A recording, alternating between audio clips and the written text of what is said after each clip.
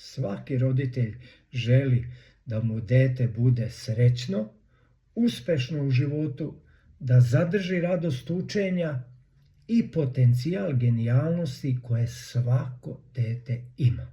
Taj potencijal postoji između 3., 7., 8. godine i porodica je to mesto i najvažnija učionica.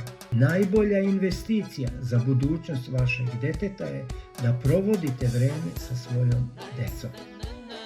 Ja sam učitelj oca i moje 35-godišnje iskustvo u direktnom radu sa decom je potvrdilo način i sredstvo sa kojim se garantovano može to uraditi.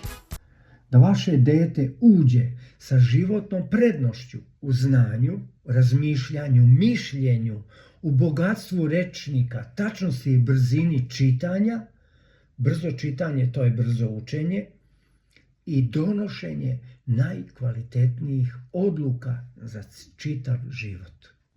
To će biti ono što će ga odvojiti od drugih za ovo vreme, novo vreme koje dolazi.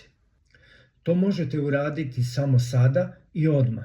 Ne smete propustiti taj moment između 3. i 7. godine. Vi ste odgovorni i kreatori budućnosti svoje dece.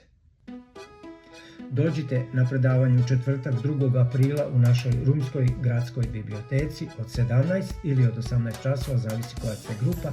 Dođite da vas provedem kroz metodu, da vidite kako je to moguće i jednostavno ostvarivo.